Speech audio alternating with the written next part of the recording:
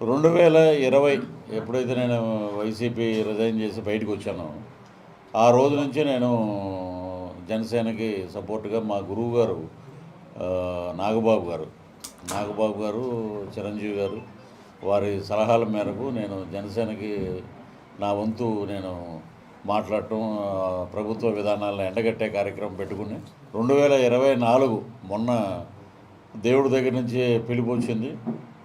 పవన్ కళ్యాణ్ గారిని మేము దేవుడు అని పిలుస్తున్నాం. 1 అవర్ 1-to-1 మాతోటి మాట్లాడటం జరిగింది. అది నిజంగా చాలా అదృష్టంగా నేను భావిస్తున్నాను.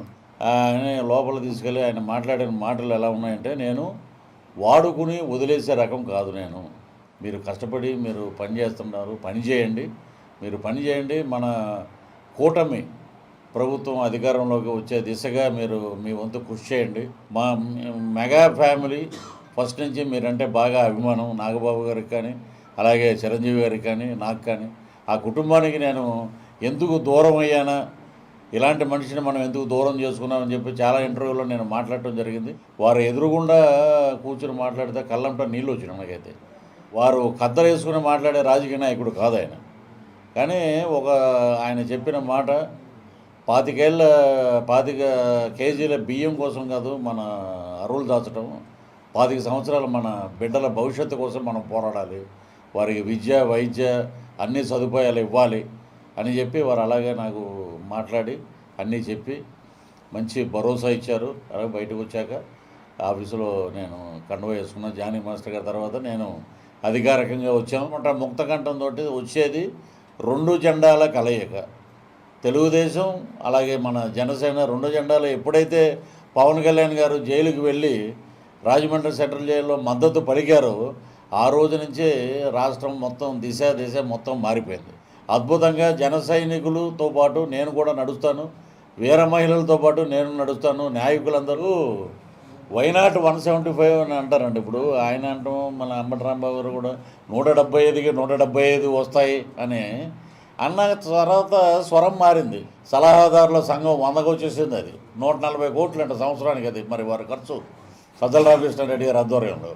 మరి అలాగా రెగ్యులర్గా సిట్టింగ్ ఎమ్మెల్యేలను తీసుకెళ్ళి నాతోటి మాట్లాడారంటే, పేర్లు అనవసరం. చాలామంది ఎమ్మెల్యేలు ఏమన్నారంటే, సరే మాకు ఒకటే మంత్రం అండి, సీట్ ఇవ్వలేదు ఆ అవతల పార్టీ, మా ప్రయాణం జగనన్నతోటే మా ప్రయాణం అంటారు. అంతకుమించి ఇంకేమనరు. ఇంటికి వచ్చి కూర్చున్నాక కార్యకర్తలు కానీ వీళ్ళు కానీ వచ్చి ఏంటన్నా మన పరిస్థితి ఏంటి అని అంటే, కూటమి చేసేటరు అంటారు. అక్కడే మనం విజయం సాధించాం.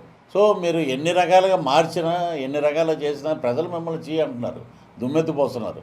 కాబట్టి ఈసారి మటుకు 136 సీట్లతోటి ఇదే మీరు రాసుకుని మళ్ళీ టెలికాస్ట్ చేయండి.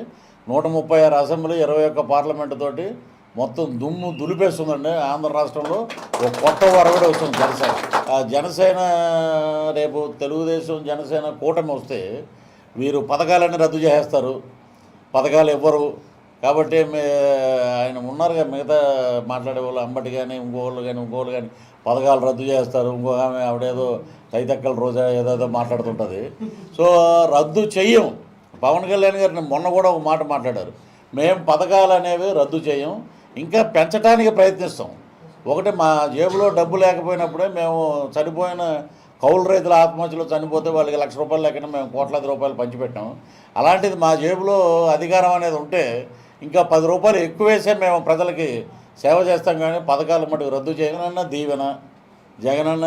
ఇది రేపొద్దున్న అదే ఆవిడ ఏదో రోజా గారు ఏదో పాట పాడారు కదండి, ఇది పవన్ కళ్యాణ్ గారిని నమ్ముకుంటే మనం సినిమాలకు వెళ్ళొచ్చు, అలాగే చంద్రబాబు గారిని నమ్ముకుంటే మనం జైలుకి వెళ్ళొచ్చు, అదే జగనన్న నమ్ముకుంటే అంటే కొంచెం కూర ఉంటే ఏమో కొంచెం పప్పు ఉంటాయేమో అడుగుతాడు.